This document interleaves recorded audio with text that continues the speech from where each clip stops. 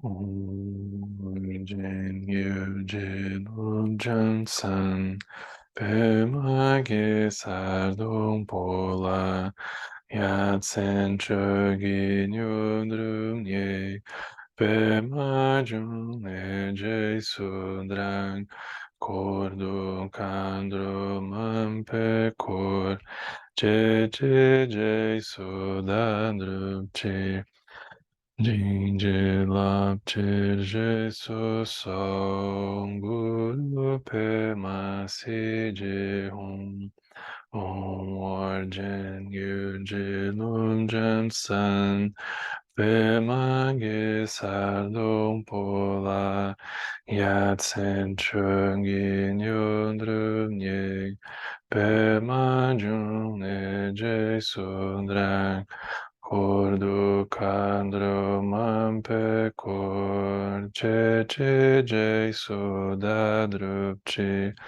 jinje lapchi je su so guru pe ma si je hum hum orjen yu je lub jam san pe ma ge sa dong po la Yatsen Chögin Yudrum Ye Pema Jung Ne Je Sudrang Kordu Kandro Mampe Kor Che Che Je Sudadrup Che Jinje Lab Che Je So So Guru Pema Si Je Hum Orjen Yurjen Umjen San Pemage Sardong Pola Yatsen Chögin Yudrum Ye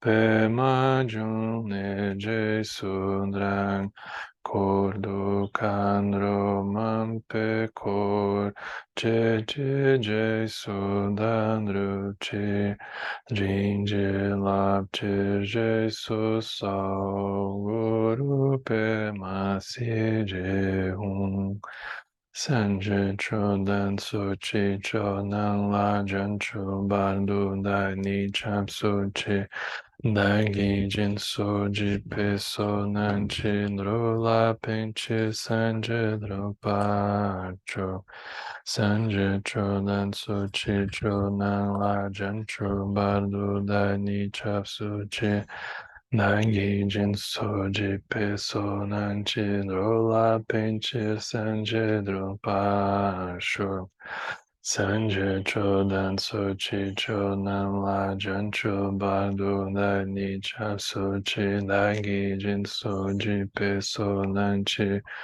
Drola Penche Sanje Dropa Sho.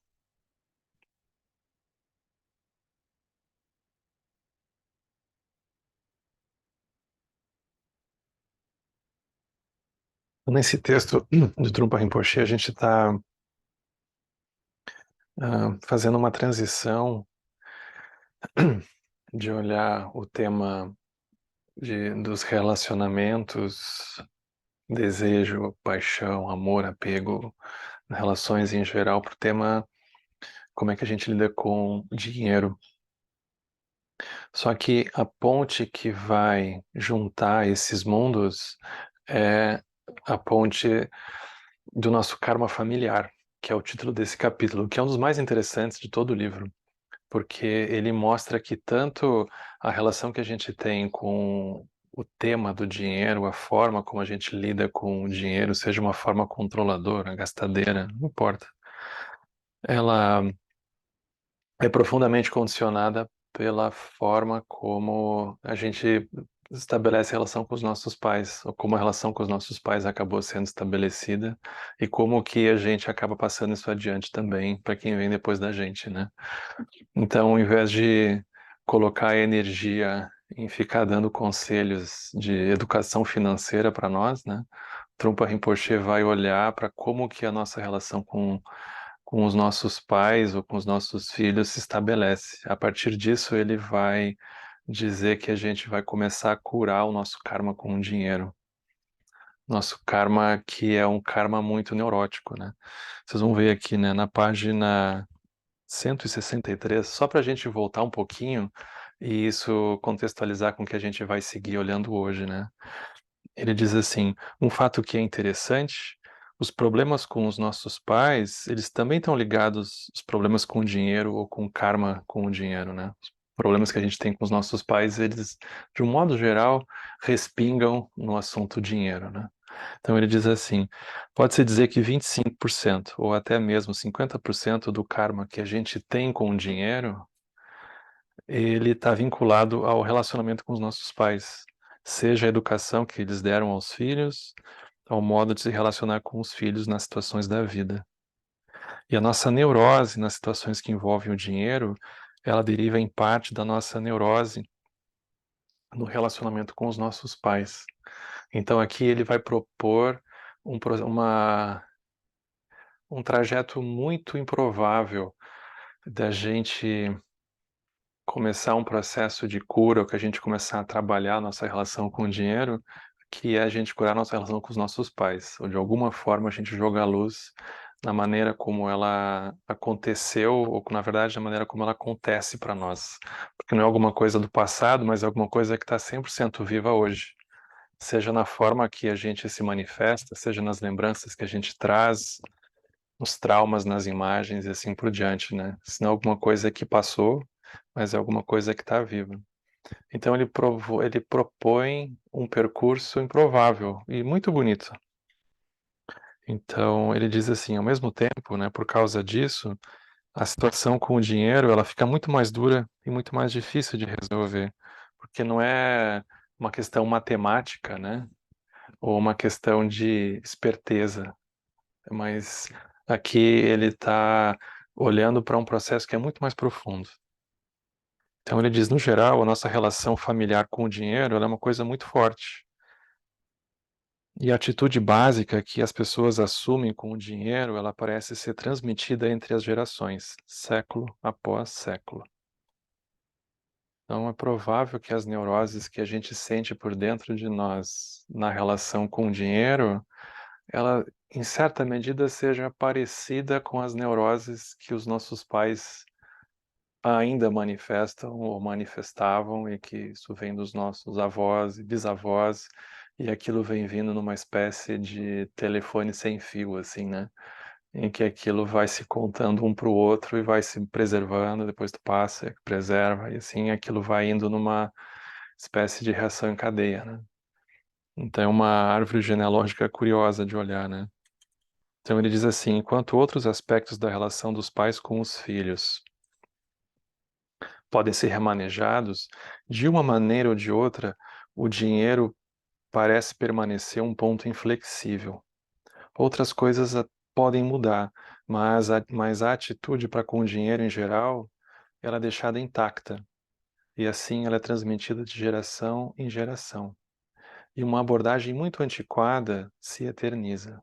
Uma abordagem muito dura, difícil de penetrar, difícil de mudar, porque ela parece muito objetiva, né? Parece que a gente está falando em números. E, de fato, na ponta do lápis é isso que aparece. Mas aqui não é o que ele está olhando, né? Ele está olhando para o karma que a gente tem na maneira como a relação familiar se estabelece. É isso que ele está olhando. E ao trabalhar com isso, reações aparentemente improváveis começam a acontecer, entre elas a própria maneira de lidar com o dinheiro, né? Então, karmicamente, o dinheiro se torna um fator de ligação entre as gerações. Então, aqui ele vai começar a refletir e oferecer uma contribuição de como que a gente pode começar a trabalhar o olhar que a gente guarda e que a gente mantém nas relações familiares. Aqui, no caso, ele está falando de pais e filhos, né? Que é a ênfase, mas logo ele vai transbordar isso para outras formas de relacionamento que não apenas entre pais e filhos, né? Então ele oferece uma contribuição muito bonita, né? Que é uma sugestão de olhar que ele nos convida a fazer, como se a gente precisasse parar e, tanto quanto possível, experimentar olhar com esses olhos que ele vai oferecer para a gente, né? Ele diz assim: os pais, assim como os filhos, eles precisam aperfeiçoar a sua relação uns com os outros. Se os pais não considerarem os filhos como hóspedes, desde o momento do nascimento, começarão a considerá-los como sua propriedade. Adotando essa abordagem, perdem oportunidades valiosas de se relacionar com os filhos. E quando os filhos crescem, os pais sentem que a sua propriedade, o seu território, está aumentando. É como se um exército tivesse sido ampliado, né? Está se expandindo, em vez de sentir que os seus hóspedes estão se saindo bem e daqui a pouco vão sair mesmo, né? Vão sair mesmo. Considerar filhos como hóspedes significa considerá-los como amigos, como hóspedes humanos, e não como animais de estimação. Não apenas meu filho ou minha filha, mas amigos que também têm a própria inteligência independente. Na verdade, deveríamos nos sentir honrados por essa pessoa especial, nosso filho, nossa filha, ter decidido nos aceitar como seus pais. Muitas vezes, os pais criticam ou lançam culpa sobre o filho, em vez de considerá-lo como um hóspede capaz de tomar decisões por si mesmo. Quando o hóspede decide ir embora no dia seguinte, ele recebe agradecimentos pela visita. Aí o pai e a mãe diriam: esperamos que você tenha gostado da sua estadia aqui. O que mais podemos fazer por você? A gente pode chamar um táxi? Ajudá-lo a reservar sua passagem aérea? Se conseguirmos fazer isso, será ótimo. O hóspede poderá voltar e aceitar de novo a nossa hospitalidade. Então aqui ele oferece um olhar, né? Um olhar de não só de amizade, mas esse olhar de hóspede que é um olhar de cuidado e de transitoriedade, né? Como alguém que vem, faz um check-in, daqui a pouco faz um check-out. Então tem um movimento embutido ali dentro, né? Então ele segue elaborando sobre esse ponto, né? Que foi onde a gente parou na semana passada e as dificuldades que a gente tem de manter esse olhar por conta de todas as expectativas e cobranças que a gente tem e que tiveram sobre nós e que nos enrijeceram, né? No sentido da gente se sentir cobrado e automaticamente a gente também cobrar os outros de muitas coisas, além de certas coisas, né? Então aqui é um olhar que ele começa a sugerir para a gente de como que a gente pode começar a trabalhar isso.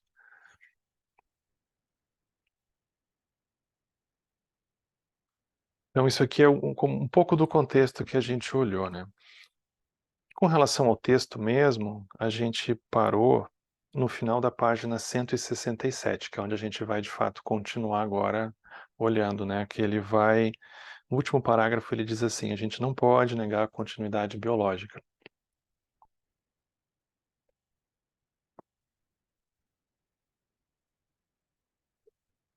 Então o Trumpa, ele até esse ponto, ele elaborou bastante, né? A forma como as relações podem se estabelecer entre pais e filhos de uma forma neurótica, né? Tanto dos pais com relação aos filhos, com todas as cobranças, expectativas, frustrações e sofrimentos, e os próprios filhos também com relação aos pais, né?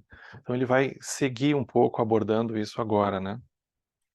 Então o Trungpa Rinpoche, ele diz assim, né?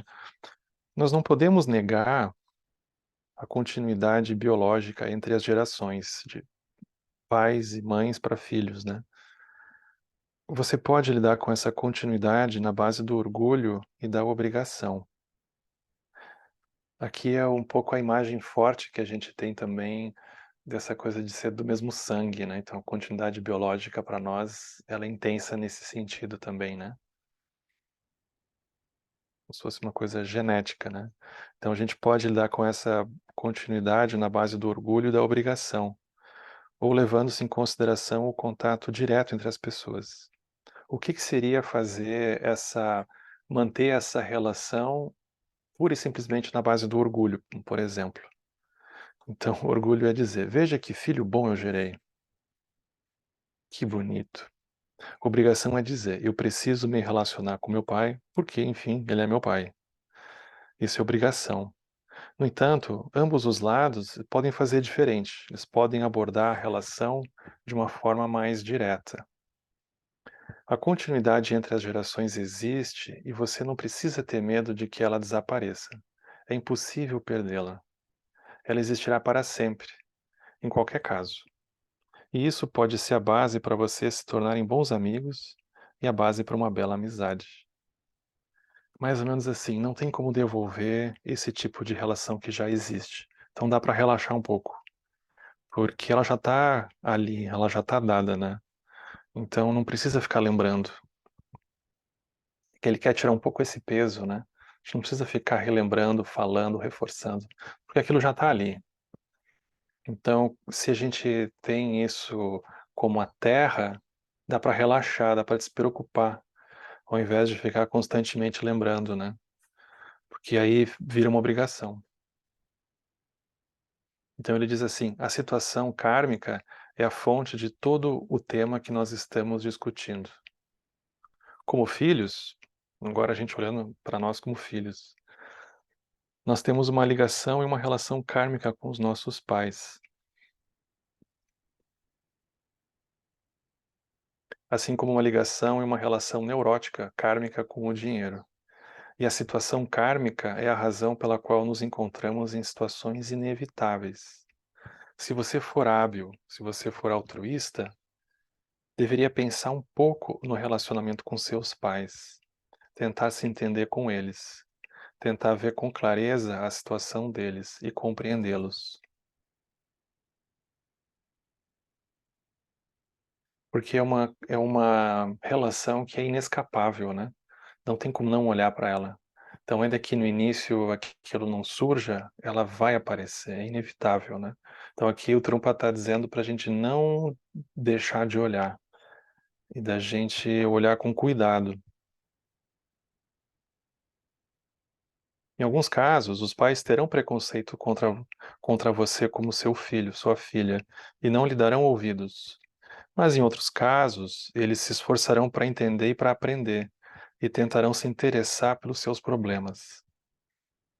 Há, pois, inúmeras possibilidades de se aproximar dos seus pais e lidar com eles de uma forma tão altruísta quanto possível. Se relacionar com eles ao invés de tentar invadir o seu território. Algumas das maiores dificuldades entre as pessoas, especialmente entre gerações diferentes, né, quando tem um gap geracional, essas dificuldades vêm do sentimento de culpa. Isso não produz nada de bom, a culpa, mas mesmo assim parece estar sempre presente. A culpa, ela serve para perpetuar situações difíceis que geraram a culpa. Por exemplo, os pais facilmente se sentem culpados para com a sua prole. E os filhos também podem se sentir culpados para com seus pais.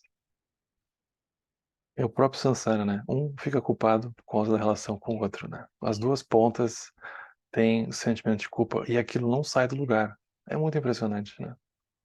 Não sai do lugar. Alguns indivíduos, eles têm consciência de causa e efeito das suas ações. E olha que curioso, as pessoas desse tipo, elas parecem ser as que sentem mais culpa. Então é como se tivesse uma linha que ela também facilmente é exagerada, e aquilo que deveria ser o algo que nos oferecesse uma consciência do movimento, vira um peso, né.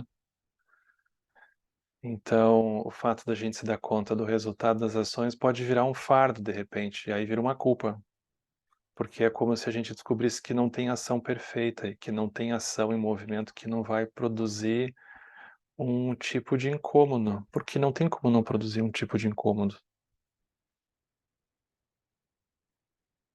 Então, pessoas que têm certa consciência de causa e efeito, elas parecem ser as que mais sentem culpa. Outras pessoas, por exemplo, elas apenas querem agarrar a sua oportunidade, elas querem fugir e elas simplesmente querem fazer o que mais agrada. Essas pessoas sentem pouca ou nenhuma culpa. Elas simplesmente vão em frente e fazem o que bem entendem sem pensar nos outros. É o bom e velho Sansara. embora passem por um longo período de luta para obter o que desejam e prejudiquem os semelhantes para vencer, elas ainda se sentem muito satisfeitas depois de atingir o seu objetivo. Aí o Trungpa diz: olha, eu não estou prescrevendo a culpa. A culpa não é, por natureza, saudável. Por quê? Porque a culpa, ela condena tudo o que acontece e não percebe a inspiração, o aspecto positivo das coisas. Porque a culpa é como se a gente exagerasse um pedaço do que aconteceu.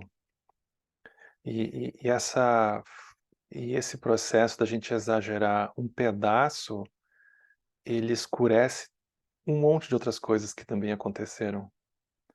Mas a gente colocou luz num pedaço e aquilo escondeu o resto.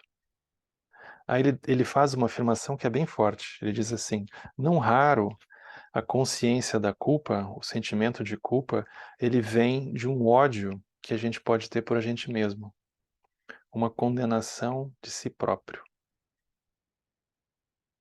como se fosse uma crítica muito forte que a gente pode ter para com a gente mesmo, né? E aí isso vai produzindo culpa de modo muito fácil, né? E a única maneira de superar a culpa é constatar que não há ninguém a quem se possa atribuir o caos e as dificuldades da vida. Situações caóticas, elas não são castigos, mas elas são pontos de partida.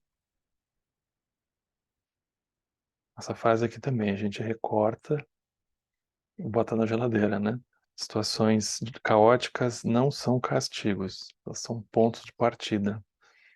Entendido isso, é possível descobrir o positivo dentro do negativo.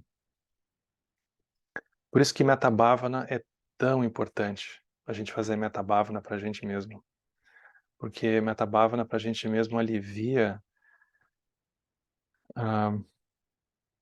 o excesso de autocrítica, o excesso de cobrança que facilmente vira num ódio para a gente mesmo e instala esse sentimento de culpa, né? Então, Metabhavana para a gente mesmo é muito importante, muito importante. E essa contemplação da primeira nova verdade, né? Que a, a única maneira de superar a culpa é constatar que não há ninguém a quem se possa atribuir o caos e as dificuldades da vida, que é o que a gente vai chamar de sofrimento estrutural, de dukkha, de avidya, de impermanência, da roda da vida, né? Não tem, não tem alguém ali atrás fazendo isso. Então não há alguém que a gente possa atribuir o caos às dificuldades da vida. Situações caóticas, elas não são castigos, mas elas são pontos de partida. Entendendo isso, é possível descobrir o positivo dentro do negativo. Isso aqui para a relação entre pais e filhos é o suco, né? Para a gente olhar.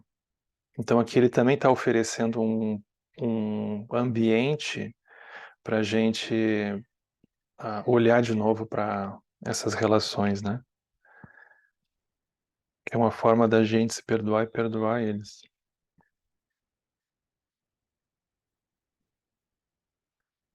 Aí ele segue. Ele diz assim: eu também tenho alguns conselhos para os praticantes de meditação ou membros de comunidades espirituais. Isso aqui é muito interessante, né?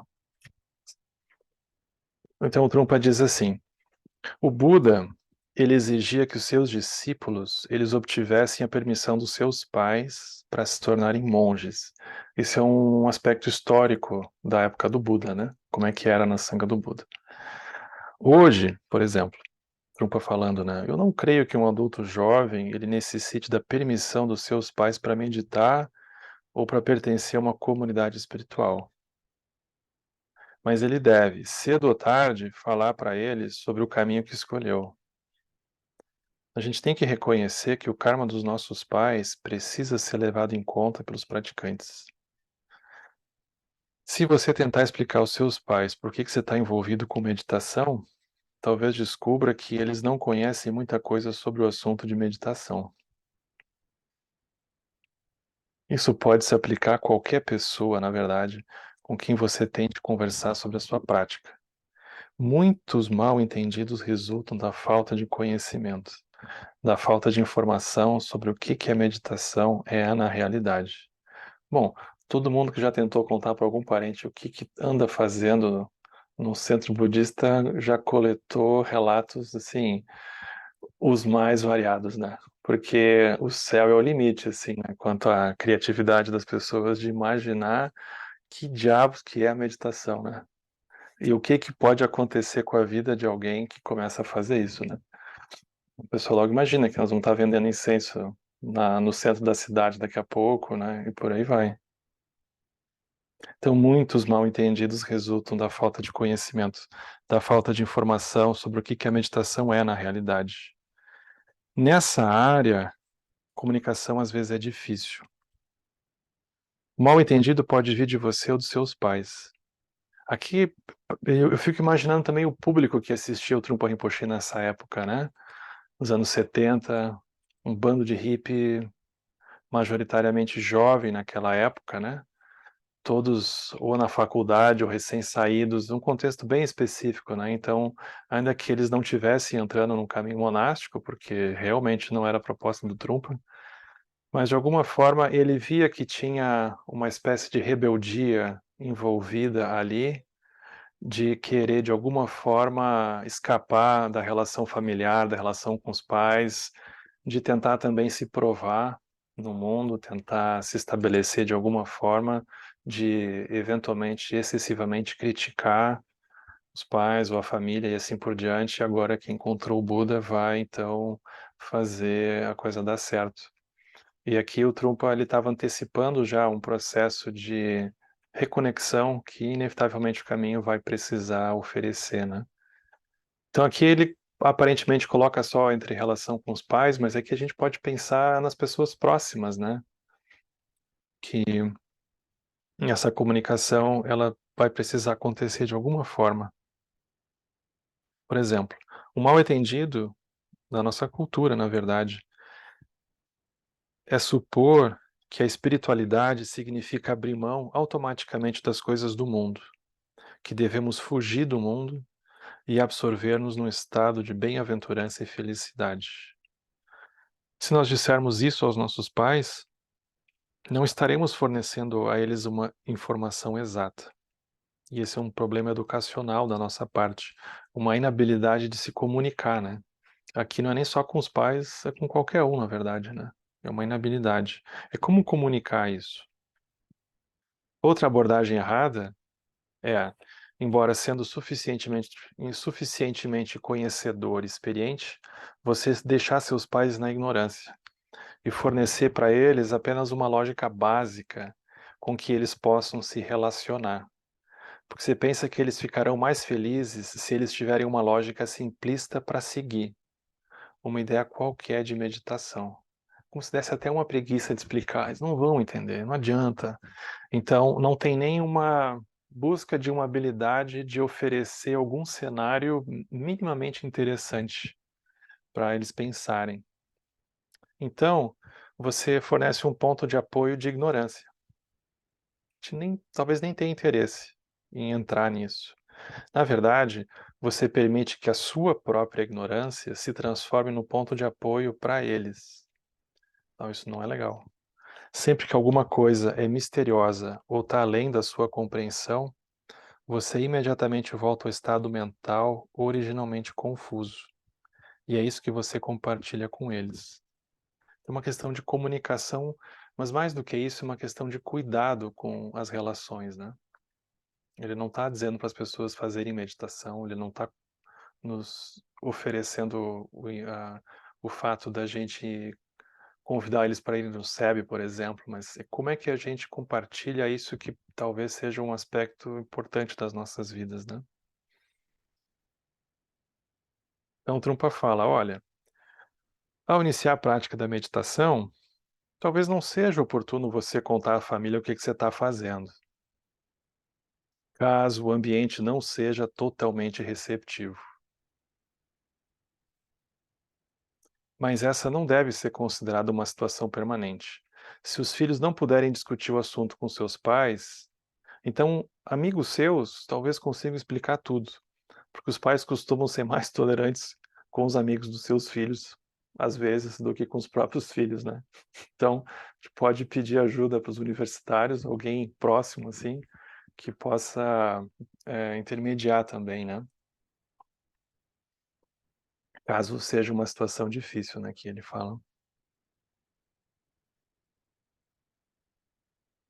De qualquer maneira, você não pode perder a esperança de se comunicar com a sua família mais cedo ou mais tarde, de se relacionar com ela em vez de abandoná-la completamente.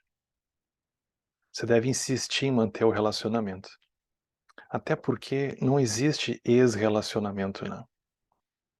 O que existe é um relacionamento diferente, mas ex-relacionamento não existe. Então esse esforço em manter a relação é quase desnecessário falar sobre isso, porque não vai existir um ex-relacionamento, mas vai ter um relacionamento de um outro lugar, né. Então aqui é uma relação, é como se ele estivesse dizendo que o é bem provável que vai ter muitos momentos que relações próximas vão ser fonte de sofrimento, e a gente abandonando aquilo, a felicidade parece que está mais perto. Mas, especialmente como a gente tem um karma muito forte com, ah, pessoas que a gente tem uma conexão familiar, Trumpa está dizendo: "Não tem como abandonar". Claro que a gente eventualmente pode manter uma distância saudável da relação, se for o caso, mas é algo que a gente não vai conseguir deletar, né. Então aqui é o que ele está lembrando da gente, porque isso segue dentro da gente. A propósito, isso se aplica não apenas aos filhos que queiram falar com seus pais sobre meditação, mas a qualquer um que decida fazer algo que não é sancionado pela família e pelos amigos. Porque às vezes parece mais fácil, né? Apertar o botão ejetar e fazer uma outra coisa e nem comentar e nem tentar nada, né? Então aqui o Trumpa está desafiando a gente a fazer esse movimento que inevitavelmente vai acontecer de reaproximação em algum momento e de pacificação, pelo menos, né, de tentativa disso. Então ele lembra o exemplo do Buda, né. O próprio Buda achou que não conseguiria explicar para os seus pais por que ele resolvera renunciar à condição de príncipe herdeiro, por isso ele fugiu do palácio. Então, o Trungpa fala tudo isso, aí ele conta a história do Buda, né. Vocês vejam como é a vida, né. Aí ele escapou no meio da noite. Mais tarde, depois de ter praticado, alcançado o que queria alcançar, ele voltou para junto dos pais, da família, a fim de ensinar a doutrina. Como resultado, seu pai se tornou um dos seus seguidores, o pai do Buda atingiu a iluminação, seu filho Raula também, filho do Buda, está em vários sutras, se torna um praticante. Portanto, o Buda procurou a família e conversou com ela, né? E a esposa e a madrasta do Buda vão fundar a Sangha feminina. Então o Buda fugiu, mas ele voltou. Quer dizer, o Siddhartha fugiu, o Buda voltou. O que estamos discutindo aqui não são prescrições estritas. Você não pode seguir nenhum tipo de roteiro pré-estabelecido, mas você deve ser flexível em todas as situações. Então aqui é um conselho que ele dá, né? E aqui a gente vai para o último trecho desse capítulo, né? Que encerra essa parte.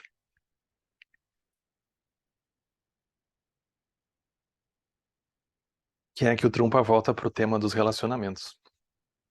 Então, para finalizar, o Trumpa diz assim: olha, se for possível, eu também gostaria de dizer algo sobre a situação do casamento. Para começar, examinemos os problemas que muitas vezes ocorrem. É bom quando a abordagem começa falando dos problemas, né? Porque parece que chama mais a atenção da gente, né? Se ele começasse falando do sentido ideal, eu acho que ninguém comprava, né? Mas aí como ele começa pelos problemas, fica mais humano, né? O Trumpa diz: olha, a gente não pode falar apenas sobre o ideal. Problemas de relacionamento surgem quando as pessoas sentem que estão numa situação obrigatória, em vez de se relacionarem um com o outro como amigos. Por exemplo, duas pessoas, elas descobrem que elas se dão muito bem antes de se casar, mas depois que elas casam, tudo estraga, a relação se deteriora. Isso é muito engraçado, né? A relação se deteriora. Porque eles começam a perder a amizade. Eles não são mais amigas, são marido e mulher, por exemplo. Aí a amizade, ela parece estar deslocada, porque o relacionamento se tornou obrigatório, ele ficou sério. Os parceiros deixam de se chamar de amigos e passam a dizer meu marido, minha mulher. Não são mais companheiros como antes. Talvez durante a lua de mel eles julgassem ser dois jovens brincando juntos. Mas aí eles chegam em casa e no nível da pia da cozinha, eles perderam essa sensação. É o 11º elo, né? Se a gente olha os 12 elos, o 11º elo é muito cruel, porque ele é a gente tentando equilibrar aquilo tudo que a gente inventou, né? Com todo o peso e toda a velocidade e cobrança e loucura que é, né? No nível da pia da cozinha, perdem a sensação. Agora eles se tornam cidadãos sérios.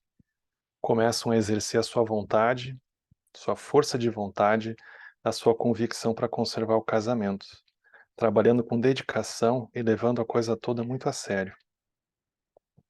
Aí eles tendem a perder o senso de humor em tudo. A legalidade transformou seu relacionamento numa situação solene, em vez de apenas estabelecer a continuidade daquilo que já existia. Quando a amizade continua se aperfeiçoando dentro de um casamento, o marido e a esposa acabam chegando num nível de entendimento que, ao conversar, já não há mais sequer a necessidade de concluir as frases. Apenas uma palavra ou duas e a outra pessoa já sabe o que seu parceiro vai dizer. Num casamento, o ideal é que a comunicação se dê de uma forma muito livre entre marido e esposa. Eles são capazes de se comunicar um com o outro mais fluente e abertamente do que com outros amigos, com outras pessoas. Eles se conhecem muito bem porque eles passam muito tempo juntos, sendo que por isso eles são capazes de se soltar completamente e se abrir sobre qualquer assunto. Talvez até consigam fazer a mesma coisa com outras pessoas, mas talvez de um modo mais exigente e cansativo. Então aqui de novo ele traz essa imagem da comunicação, né? Como um lugar que, entre outras coisas, o que tem de especial é que a comunicação, num certo sentido, acontece de um jeito muito mais direto e sem tanta trava ou sem ter que guardar alguma coisa, né? Então, acontece de uma forma mais espontânea. Talvez até isso surja com outras pessoas, mas de um modo que talvez seja mais cansativo. Os outros amigos tendem a fazer suas próprias interpretações do que está sendo dito, muito mais do que os dois parceiros quando conversam. Sua relação, às vezes, pode chegar quase ao nível da telepatia, porque ultrapassaram todos os níveis da inibição. Para o bem e para o mal, né? Às vezes a gente também erra, né? Porque a pessoa está vindo, diz, não, já sei, não precisa nem falar. E vai ver que nem era, né? Então, essas zebras também acontecem, né? Num relacionamento, a sensação de generosidade é um bom terreno para a comunicação. Poderíamos dizer que a generosidade é o verdadeiro alicerce da monogamia ou do compromisso. O compromisso faz com que você se sinta capaz de acomodar qualquer situação. Você sente que está pisando num terreno firme e pode se expandir sem dificuldade. Não precisa mais se mostrar comedido como nos sentimentos. Se mostrar comedido nos sentimentos. No entanto, caso você comece a sentir um empobrecimento no relacionamento, as coisas podem se tornar muito tensas. Você começa a se perguntar quanta atenção deve ser dedicada a essa ou aquela situação no relacionamento. Aí é muito difícil, porque começa a ter um cálculo, né? Então começa a controlar quando que responde, o que que fala. É muito interessante, porque quando a gente olha na perspectiva dos 5 elementos, isso aqui faz muito sentido, né, o que ele está dizendo. Porque quando tem uma sensação de estabilidade do elemento terra, todos os elementos estão presentes, né? Mas quando por alguma razão a gente já não, a gente sente que está um pouco deslocado, sente que não está, que tem alguma coisa, a gente vai de alguma forma perdendo essa confiança, essa estabilidade. Então o elemento terra começa a se desmanchar, começa a abrir uma fenda. Aí a gente já não consegue se sentir tão confortável. A terra balança o elemento água. Aí a gente já não fica mais tão à vontade, tão relaxado. A gente começa a guardar alguma coisa, que é o que ele está dizendo. A gente já não tem mais certeza se é aquilo que a gente quer. Mas será que é isso mesmo que eu quero?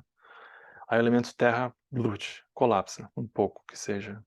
Quando ele colapsa, ele induz o colapso do elemento água.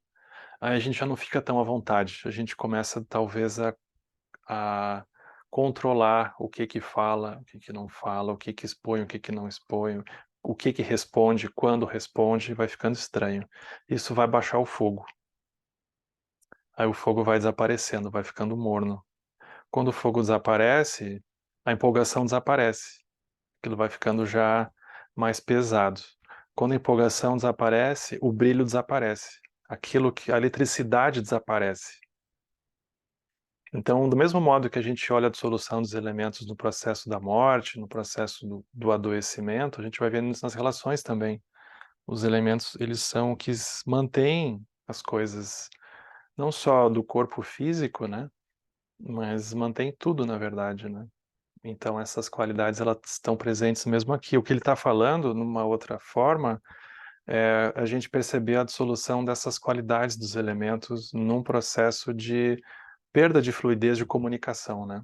Então, quando os elementos todos estão presentes, a comunicação flui desimpedida, é um cenário ideal, vamos dizer assim, né?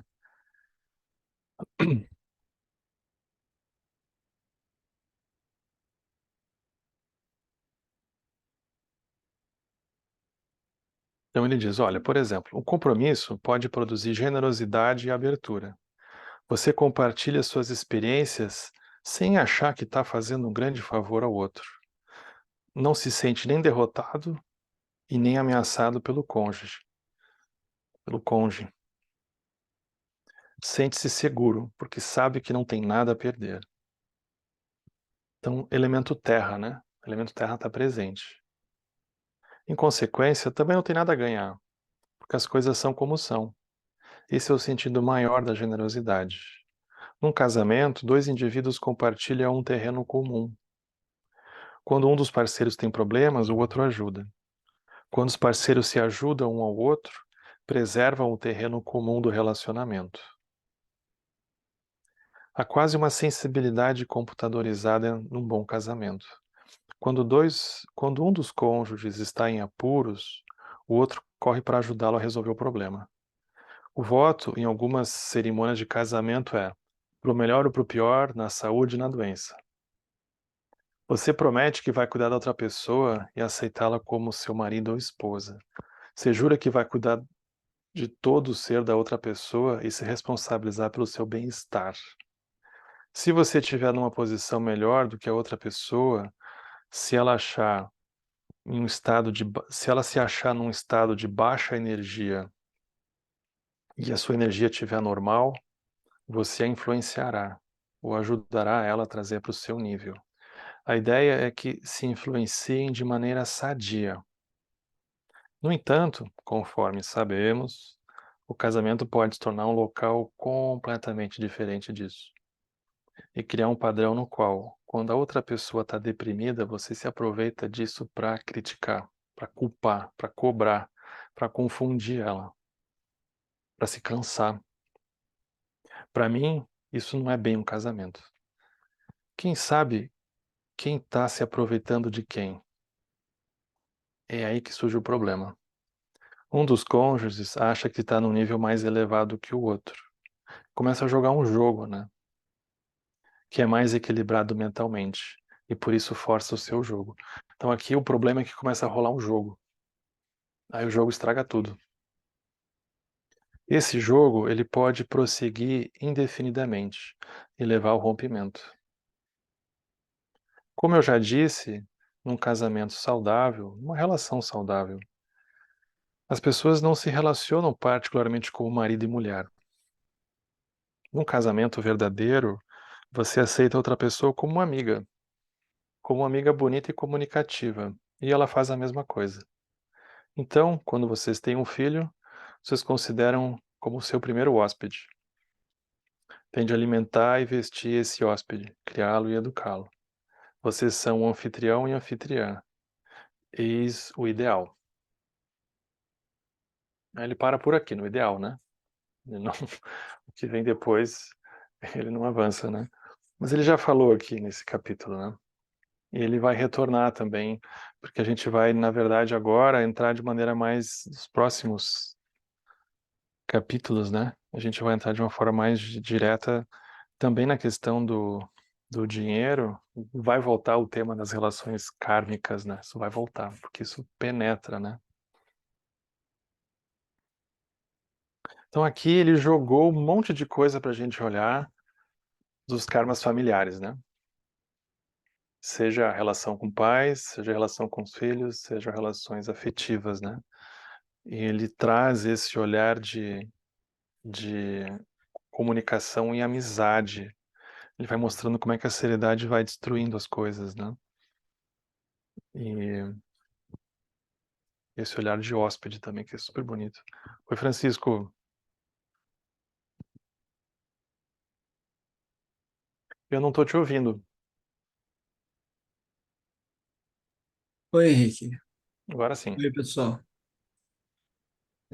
Bom, semana passada a fila estava grande, né? Então, assim, Pois é. eu tentei várias vezes e, assim, a coisa foi meio demorada e sobrou alguma coisa da semana passada que eu vou emendar com essa semana. Então, assim, eu considero que em relação a esse tipo de relação, no caso, na questão sexualidade, dinheiro e trabalho, né?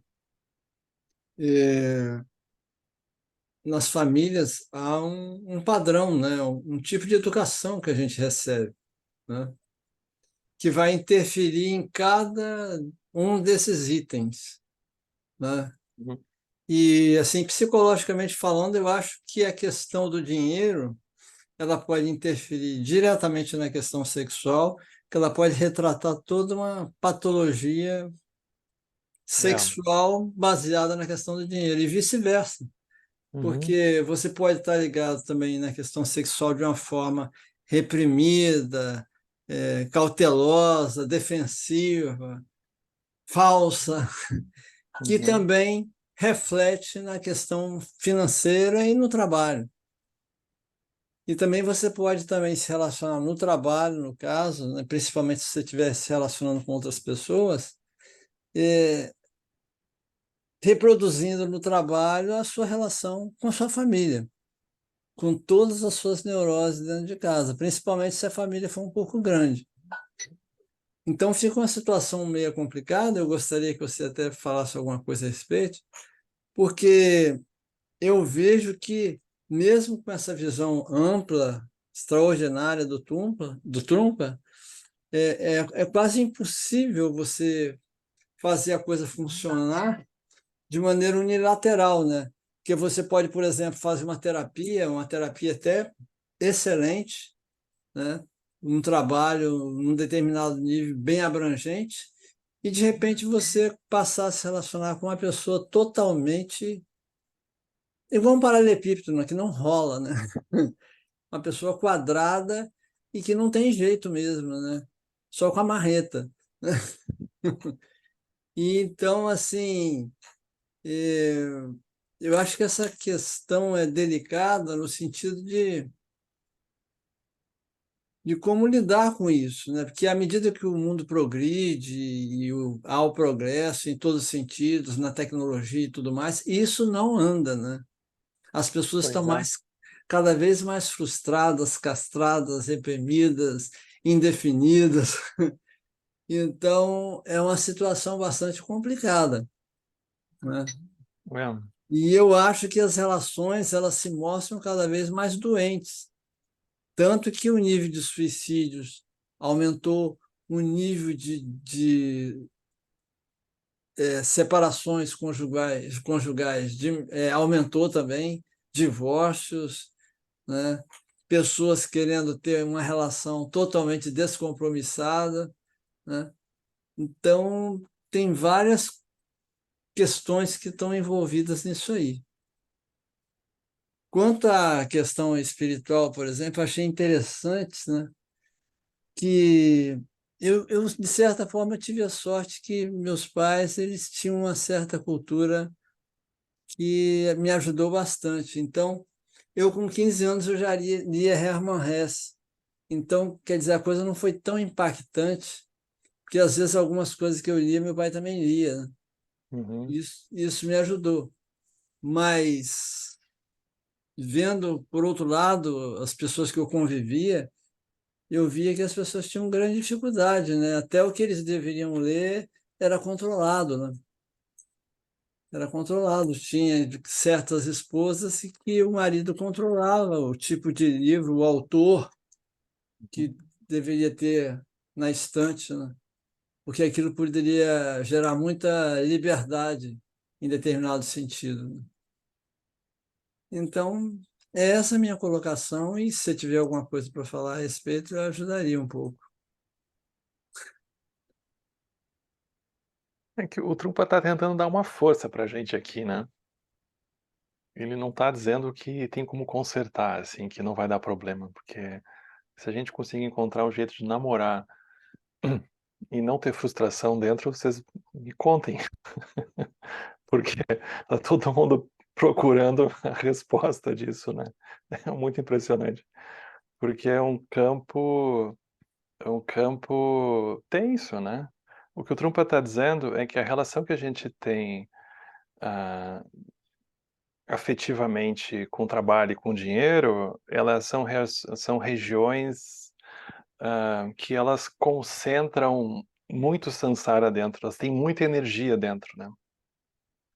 Então são 3 áreas que têm muita energia.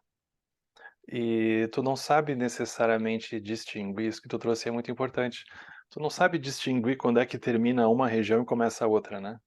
O que que É difere a isso. energia do trabalho, da energia do relacionamento, da energia do dinheiro? É uma energia que ela tem muita potência dentro. E o Trump está dizendo: olha, não tem como imaginar que a gente vai fazer um tipo de caminho espiritual e não vai olhar para isso, porque isso é o que nos derruba. A gente vai fazendo a nossa meditaçãozinha, vai lendo nossos livrinhos de budismo, vai, mas aí quando chega com o assunto família, trabalho, namoro, dinheiro, a gente parece que é derrubado de novo e de novo, né? Trava, Então né? aqui o Trumpa ele está tentando encontrar uma paisagem que a gente de alguma forma incorpore esses temas como parte da nossa prática. Sim, Mas não tem como resolver essas questões, mas a gente pode jogar luz nelas, é o que ele está nos convidando a fazer, né? É um pouco aquilo que o Lama Santen, o próprio Lama fala, né? Ele diz, olha, as relações não se resolvem, mas a liberação é possível. sim. Eu acho bonita essa frase, né? Ele Você precisa te fala, lembrar dela, fala né? direto isso. Porque a gente não, porque é o que você fala, às vezes, muitas vezes, para não dizer 100% das vezes, aquilo se torna também uma relação um pouco de mão única. A gente faz a nossa parte, não tem como ter expectativa da outra parte, né? A gente vai fazendo o que a gente consegue, né? E assim a gente Se vai a indo. pessoa, por exemplo, tiver uma carência paterna muito forte, é óbvio que ela vai transmitir para o marido o pai, né? Aí como é que você vai deitar com o seu pai? Entendeu? No caso, a mulher, né? E você vai ser pai de uma pessoa. A mesma coisa a mãe, né? Se existe uma fixação muito grande com a mãe, qual a mulher que vai servir para o cara se a melhor mulher do mundo é a mãe dele? Entendeu? Então, existem várias situações que, psicologicamente falando, são bem complicadas, né? Mas Hum. a gente vai tentando, né? A coisa começa atualmente é bem rápido, né? 3 meses já termina, né? 2 meses, 4 meses. Às vezes empurra um pouco, dependendo do signo, né? Consegue empurrar mais um pouquinho. Mas tem uns assim que chuta o balde rapidinho, né? Mas é isso aí.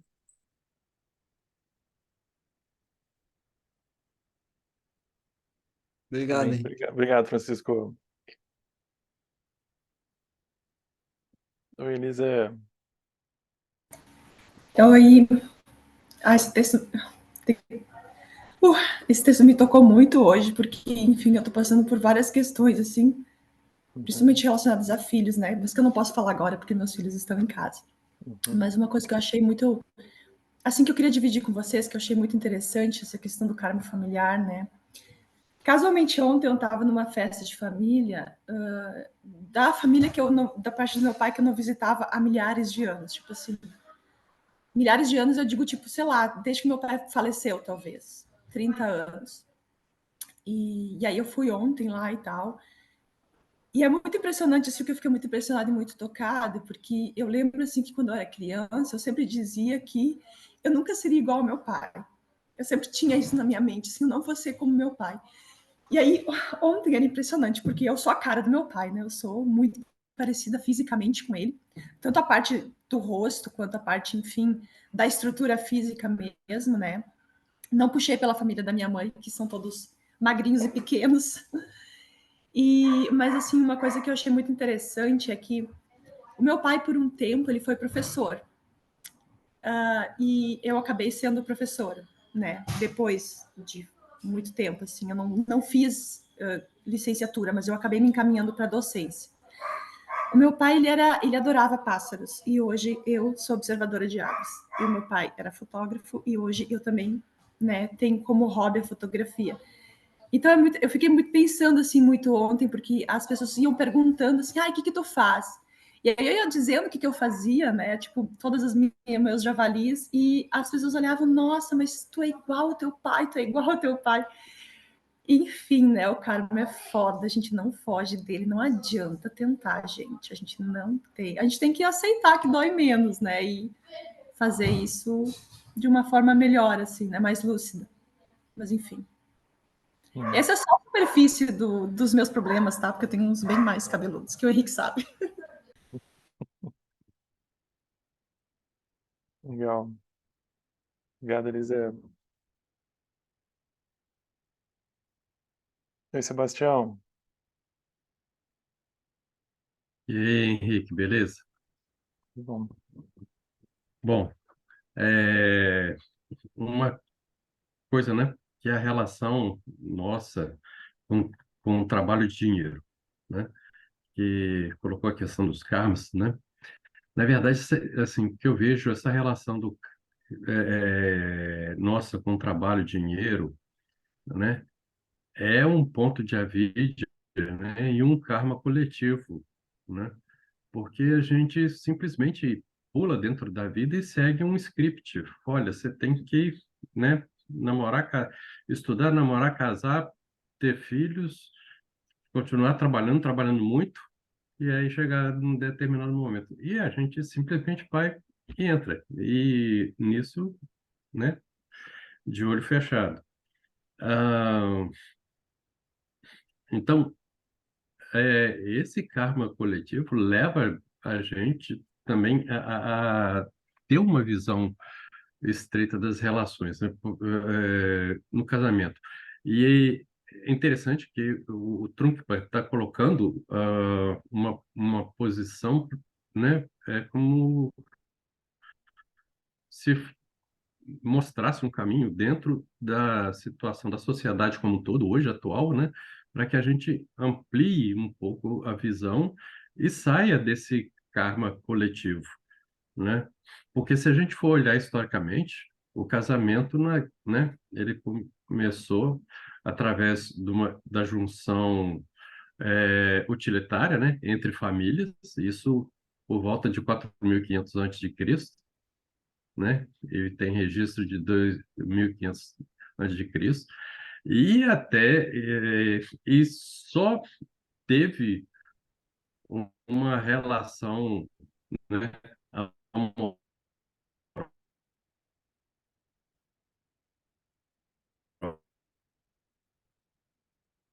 amorosa a partir né, do amor, definindo amor, né? O amor é a relação carinhosa, né, entre um marido e uma mulher.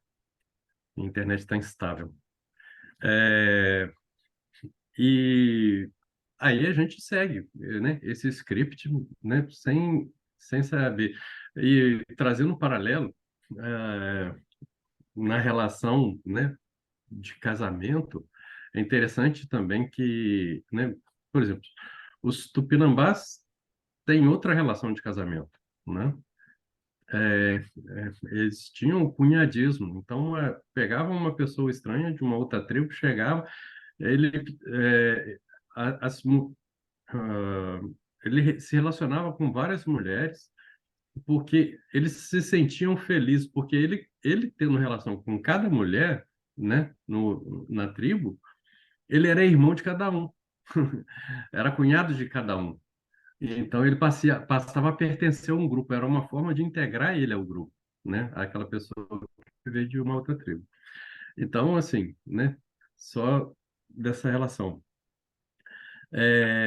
Olhando, bom, mas como não tem jeito, nós estamos dentro desse karma coletivo, vivemos a relação que vivemos, né, de casamento, que muitas vezes se inicia também de forma utilitária, né? Você pega um checklist e fala, você gosta disso, de animal, de cachorro? Gosto. Check, né? Ah, você gosta de sítio? Check. Ah, gosta disso? Check. E depois, aí junto e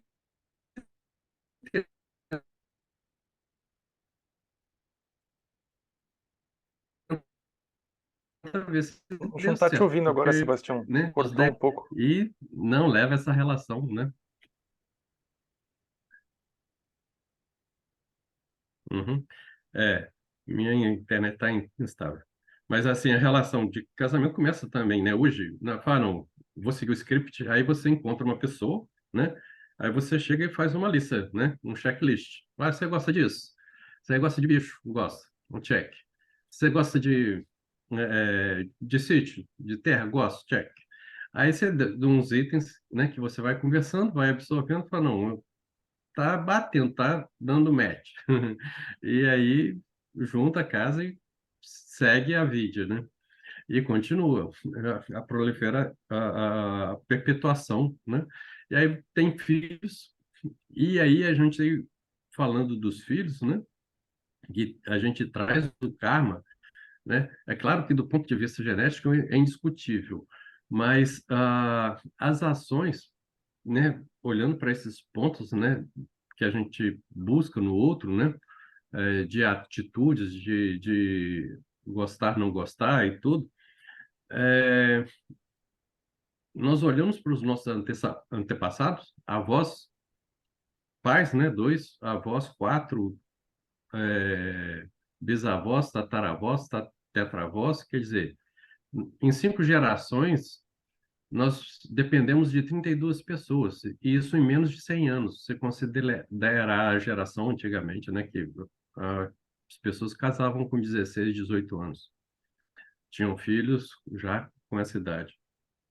Então, Uhum. assim, em menos de 100 anos, a gente depende de 32 pessoas e que tinham algumas marcas e que essas marcas foram passando, né, de alguma forma e chegaram até essa estrutura nossa. E a gente pega e percebe isso, né?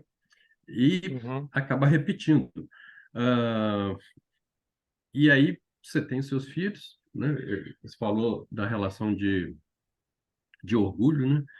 Aí meu outro ponto que me veio aqui, que a gente, na relação com os filhos, né, quando tem orgulho, né, você elogia e tudo mais, na verdade, é, é uma, é uma coisa ruim que você faz, né? Porque você, né, o elogio, né, acaba prejudicando. Bom, passando rápido, porque senão eu fico toda a vida. É, e aí, a questão da culpa dos padrões,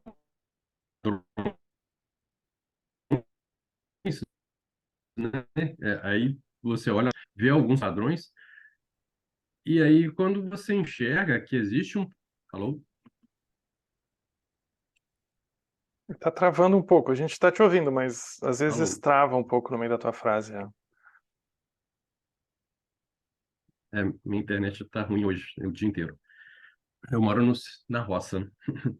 É, então, assim, a respeito das culpas, né, são padrões que vêm, alô? Que vêm repetindo, algumas ficam, algumas marcas, né? E quando você olha para os, né, pros pais dessa forma, né, abstendo de emoção negativa, e olha para os filhos, aí você falou a respeito de ensinar, né, de falar de meditação, né? Os filhos falar para os pais e os pais falando para os filhos também tem a mesma dificuldade, né? Meu filho mais novo tem 25 anos. Então, como ter habilidade para poder chegar e fazer que aquilo se mova, né? É, a gente vai achando um caminho, devagarzinho, eles vão. é, e aí, enfim, ah, hoje, né, olhando a relação, tudo isso que a gente passa, né, dentro de um karma coletivo, olhando meus filhos e olhando os pais, os padrões, né, o que foi passado, porque cada filho reforça um tipo de karma, porque, né, eu consigo entender os meus pais, né, abster da culpa, né, e olhar isso com muito carinho, assim, né? De forma, né, mais amorosa e tentar passar um pouco disso, dessa visão que hoje a gente tem através, né, do conhecimento que a gente vai adquirindo, um pouquinho para frente e ver se o karma não se repete. Mas é isso. Hum, Obrigado. Obrigado.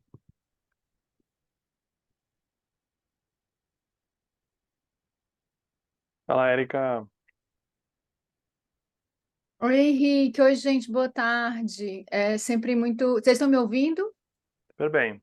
Muito comovente esse estudo. Eu fico muito tocada porque ele vai em cima de todas as nossas feridas, né? Assim, se não todas, Uhum. 99%, que geram mais outras feridas, que é a gente tentar se manter vivo com o karma, né? No samsara. E ainda tentar esse fio de iluminação. Eu fiquei hoje também pensando muito sobre esse aspecto que ele falou, sobre o biológico. E aí isso toca muito o karma da minha família, porque tem um lado muito forte da minha família que é todo enlinhado, inclusive com marcas kármicas muito evidentes, com repetições de datas, todo mundo com uma espécie de trama, né? E que a gente fica vendo a gente se reincidir nos papéis dos outros, assim, um equivale ao outro, que equivale ao... Sabe? Porque isso já é meio dado, como aquela colega que falou, né?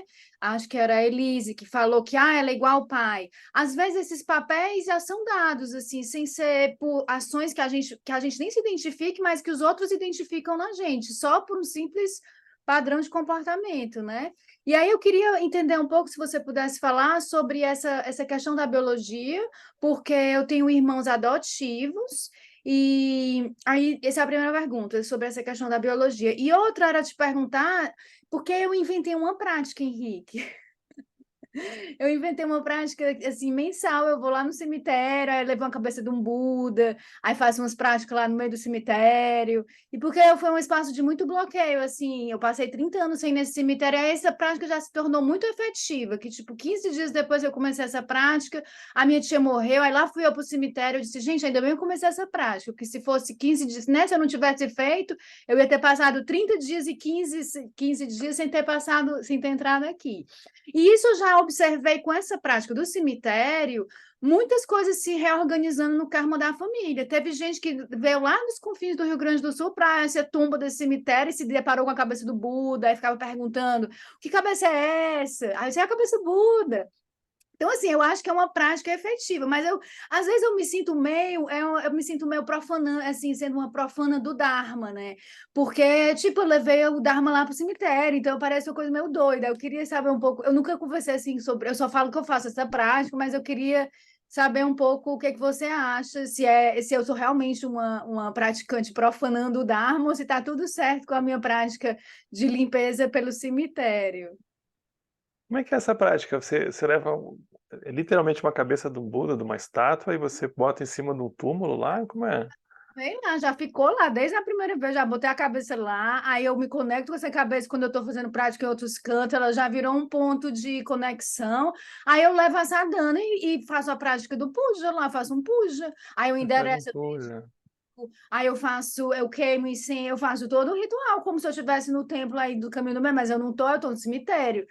Mas aí, porque eu também fazendo essas práticas em casa, eu tenho esses canais muito abertos, né? Então, às vezes eu fazer em casa é mais complexo, porque eu também sinto muita presença, tem vozes, é meio mais complexo. Lá no cemitério eu não escuto ninguém, eu faço minha prática, termino, abro e termino. Então, eu queria saber se é uma prática. Assim, eu fiz isso, eu decidi fazer depois que eu vi aquela monja que falou, quando ela fez. Tem uma monja, né, que veio aqui em Fortaleza, até que ela é. Eu esqueci o nome dela. E aí ela falava que quando ela tomou os votos para se tornar monja, ela recebeu a orientação de 3 grandes mestres. Ela está rindo, se lembra, será? Que ela dizia assim, que era assim, se comprometa a fazer uma prática que você consiga cumprir. E depois disso, comece a observar os benefícios dessa prática na sua vida. E aí eu sou uma pessoa que eu não estou conseguindo cumprir, eu tenho muita, é uma prática intermitente, eu não consigo ter um compromisso diário com o Dharma. Eu me conecto com o Dharma às vezes 5 minutos, Uhum. o dia seguinte pode ser meia hora, varia. Aí eu me comprometi em fazer essa prática do cemitério. E tá funcionando, né? Pelo jeito. Então, é uma prática de purificação do karma, mas é muito lento, porque é muita coisa, né? É, mas eu tô achando ótimo, porque não é uma prática que tu tá profanando, né? Não é uma coisa descuidada. Tu tá, na verdade, entrando em contato com essa energia do karma familiar, né? E aquilo deve ficar bem vivo, porque se tu fica vendo os nomezinhos deles lá, né? Então, esses karmas todos, a gente passeia por eles. Isso é ótimo de ser feito, né? A gente pode fazer em loco, como tu tá fazendo, pode fazer à distância, mas se tu tá indo, tá ótimo. E eu acho que o efeito é exatamente o que tu fala, porque começa a produzir uma reverberação nessa, é como se fosse uma abordagem sistêmica, né? Uma grande rede, assim, e aquilo começa a produzir um efeito quase que literal nas relações dos que estão vivos, pelo menos, né? Aí vivo e morto não muda muito, porque se a gente olha no aspecto kármico interno, tá todo mundo vivo dentro, né? Então ali aquilo segue acontecendo. Os que já morreram, eles seguem vivos dentro, os que estão vivos seguem vivos dentro, né? Conversando com a gente e interferindo na nossa vida, né? Então a prática sempre funciona. Agora, a questão biológica é interessante, porque na literatura budista tradicional não tem menção ao aspecto biológico. Não que eles necessariamente desconhecessem, né? Mas não tem menção a esse aspecto. É como se a ênfase fosse muito mais no aspecto sutil, sabe? Não que a gente hoje não vá perceber que existam, vamos dizer assim, certas questões eventualmente hereditárias, né, que vão se manifestar. Lógico, né, não é sobre negar isso, mas é como se a contribuição do budismo fosse ajudar a gente a pensar os aspectos sutis que eventualmente vão se manifestar, inclusive num aspecto material, sabe, biológico.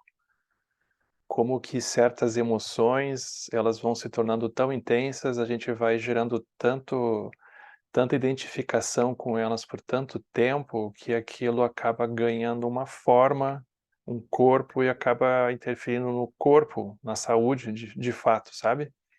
E daqui a pouco aquilo vira algo que parece que é permanente no corpo. É como se o budismo ele procurasse sempre olhar do sutil para o grosseiro, vamos dizer assim, né? E não do grosseiro para o sutil. Mas não vai negar, não se nega que a gente vai ter questões que venham de um campo que aparentemente ele é mais grosseiro, mas o grosseiro sempre tem uma base sutil nisso, né?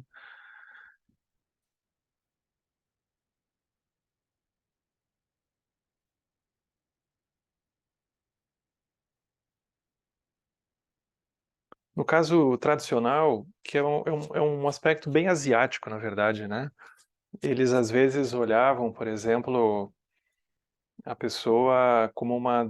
A pessoa era de uma. É bem um aspecto kármico familiar, a pessoa era uma descendente de uma família que no passado tinha um grande mestre que renasceu lá. Então, às vezes, aquilo era olhado como um aspecto de bênção, mas é um aspecto cultural asiático, né? Porque aquilo não necessariamente, quando a gente olha no nosso caso, né? A gente olha para, eventualmente, algumas pessoas da nossa família, do nosso passado, a gente não sente que tem, talvez, tanta influência assim, né? Então, aquilo é uma coisa mais cultural deles, né? Então, às vezes, aquilo era uma forma de título, assim, né? A pessoa era o descendente de um grande mestre, então a pessoa parece que tinha uma coisa elevada. Mas é bem de uma sociedade tradicional específica, né? Que isso vem vindo, né? A gente vai ver outras sociedades, eles olham de um outro jeito. Tu vai ver o Buda, ele aboliu isso, porque tanto da casta dos intocáveis quanto dos brahmanes, todo mundo, quando entrava na sanga, era da sanga. Não importava muito de onde é que vinha, né? Então aquilo nivelava num certo sentido.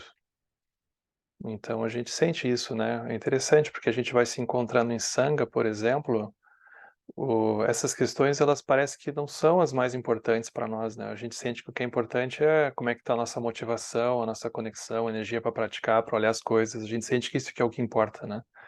As outras questões é como se elas fossem um pouco em paralelo a isso, mas elas não são o que vão determinar alguma coisa para a gente, né? A gente não olha nesse sentido formal como tendo um peso, né? Porque não tem. Aquilo está lá, mas não é o que determina.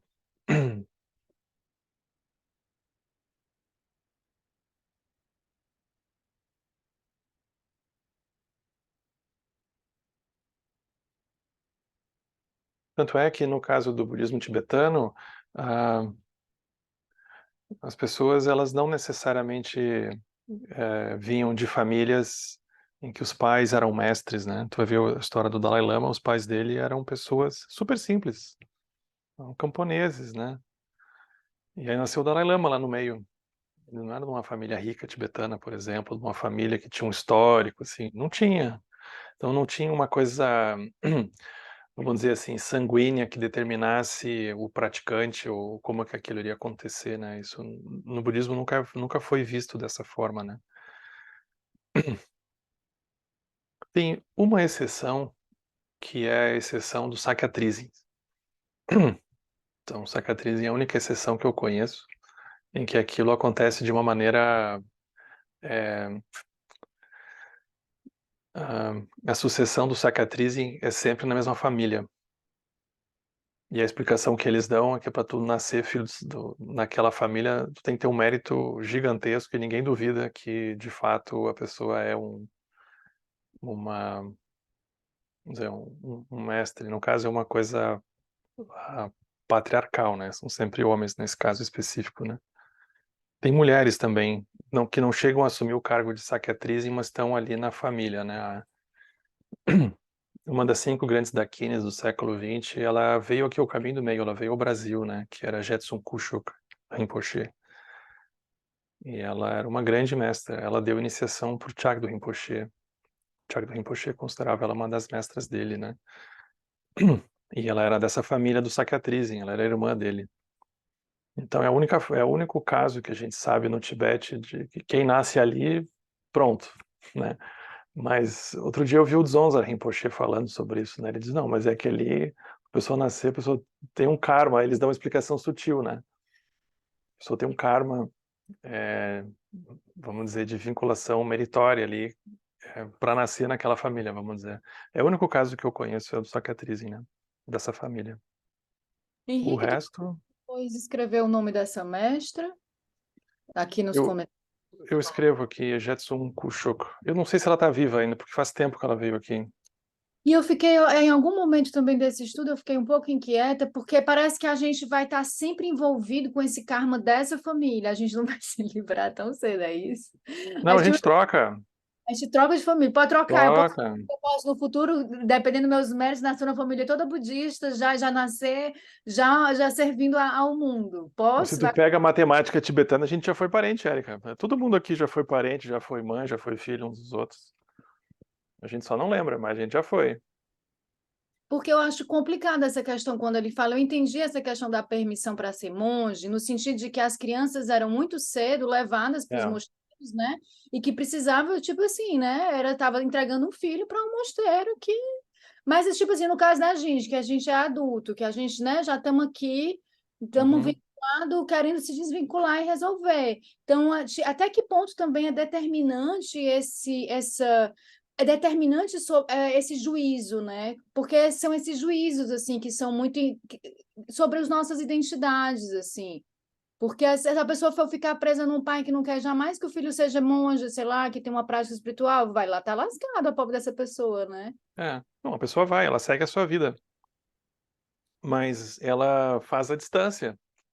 O que ele está comentando, tanto é que ele diz, olha, isso aqui não é um conjunto de regras estritas, mas é para a gente lembrar que, mesmo que a gente inevitavelmente vai seguir o nosso caminho, que a gente guarde isso como algo que a gente vai, de alguma maneira, trazer para dentro da prática, né? A gente não vai botar debaixo do tapete. A gente não precisa necessariamente estar do lado para isso acontecer, né? Mas a gente não vai ter como não, de alguma forma, não purificar isso, ou se propor a olhar, né? Acho que ele está querendo dizer para a gente é que isso não, a gente não vai escapar de fazer isso, mas não significa que vai todo mundo concordar e vai dizer amém e eles vão lá na sala de prática, né? Eu lembro quando teve a ordenação do monge Corro aqui em Viamão, né? Aquilo foi de chorar, assim, né? Porque na ordenação do Soto Zen, quando tu vai te tornar monge leigo, a cerimônia é super bonita, porque tem o altar do Buda, tem o assento da, do mestre ou da mestra, que no caso era a monja Koen, que estava conduzindo, e dentro, como se construísse uma mandala. O altar, tem a mestra, e tem um local dentro da mandala, do lado do altar e da mestra, que tem os pais. Então tava o pai e a mãe do Corro lá, bem velhinhos, sentados numa cadeira, com uma cara assim, como é que eu vim parar nessa nave extraterrestre aqui, né? Porque eles não são praticantes, nada, mas ele virou para eles e disseram, olha, vocês podem ir lá, vocês têm que ir, é mais ou menos isso, né? Vocês têm que ir. Aí eles foram, aí eles estavam lá com uma cara de turista, assim, olhando para tudo, né? E a cerimônia é bonita, porque o, você chega, e o Zen é muito ritualizado, né? Então você chega e você faz 3 prostrações para o altar, aí você vai e oferece um incenso, aí tu recita o Sutra do Coração, né? E tu faz a recitação da linhagem, é super bonito. E tem um momento que você faz a prostração para o altar, para a linhagem, e você vai até os pais e faz 3 prostrações e se despede. Aí tava lá, os pais sentados na cadeira, aí ele parou na frente dos pais, fez 3 prostrações e se despediu, porque ele estava morrendo enquanto filho, para renascer como Bodhisattva, seu sentido, né? E os pais estavam ali meio que sem entender nada, né? E ele chorando, fazendo aquilo, aí ele volta e faz, e aí termina a cerimônia, ele morreu. Se deu tudo certo, ele morreu e renasceu, como Corro agora, no caso, né? Então renasce com a identidade da Sangha, de uma identidade do Dharma, vamos dizer assim, né? De Bodhisattva, essa é a ideia. Então, vai se incluindo formas de tu aproximar essas relações, né? Aquilo é emocionante. Vocês se imaginem os pais de vocês parados na frente, vocês vão lá e fazem 3 prostrações para eles e se despedem, né? Super forte.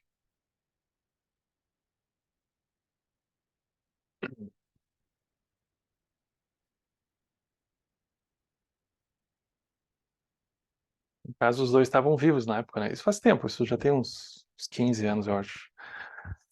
Mas foi bonito, foi super emocionante.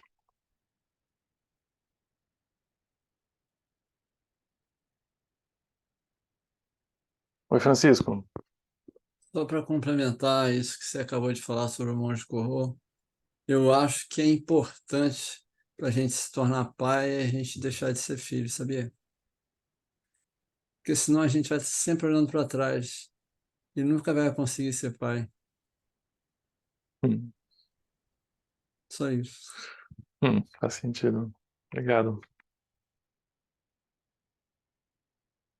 Então tá, gente. A gente encerra esse capítulo do karma familiar.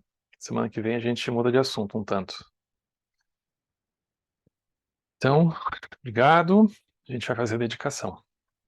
Que os méritos deste encontro se expandam e toquem a todos. Que o Mestre Universal da Paz e da Compaixão, Sua Santidade o Dalai Lama, juntamente com todos os mestres de todas as tradições que veiculam essa mensagem, tenham longa vida. Que todos estejam a salvo de gerar pensamentos negativos, o obstáculo mais destrutivo. Que esses pensamentos nunca surjam em nossa mente. E que todos os seres também estejam livres de pensamentos negativos. King Lup Cho Sum Ring Lu Che Zan Lin Sa Sum Cha Pa Pel Dru Ju Cho Sum Não Madan Midrau Du Sung Ele Sho